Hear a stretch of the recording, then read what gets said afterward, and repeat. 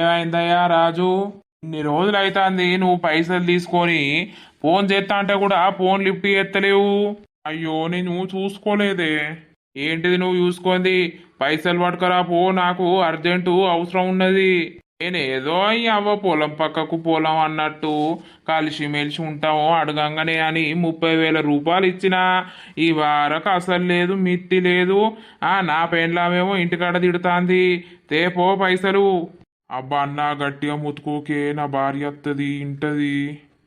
ఇంటే ఈయనని ఎవరికి భయం? నా పైసలు అడుక్కొని నేను ఏమో పిచ్చోని లెక్క తిరుగుతానా? నా పైసలు తీసుకున్నావు నువ్వు. అన్నా ఇత్తనే రేపన్నెల్లుండు అన్నా. ఏంటిది నువ్వు ఇచ్చేది? నువ్వు ఇచ్చేటట్టు లేవు పో. ఎన్నిసార్లు అడిగినా రేపన్నెల్లుండు అన్నా అని అంటున్నావు. తేపో, నేను ఇప్పుడు తెత్తనే పోతే చెప్తానా?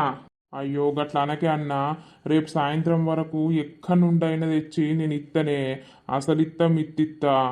ఇగో ఇది లాస్ట్ చెప్తాన్నా, మస్తు వాయిదాలు పెట్టినవు. నా గిట్లా ఇయ్యకపోయినావు అనుకో, రేపు సాయంత్రం వరకు ఇయ్యకపోతే నా భార్యను తోలుకొచ్చి నీ ఇంటి ముంగట టెంట్ వేసి కూర్చుంటా నేను. సరే సరే అన్న ఇత్తగాని.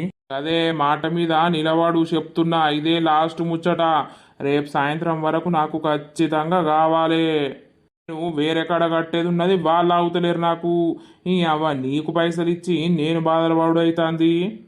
సరే సరే అన్న రేపు ఇత్తనే సాయంత్రం వరకు. మంచిది పొయ్యత్తా ఇక. రేపు సాయంత్రం 6 వరకు చూస్తా. ఇక 6 తర్వాత నా భార్యను దొలకొచ్చి నీ ఇంటి ముంగటే టెంట్ వేసి కూర్చుంటాం ఇక ఇద్దరం. సరే సరే. ఊర్ని అవ్వ, ఓ బాధ తీరిందంటే ఓ బాధ ఇంటి ముంగటికి వచ్చే.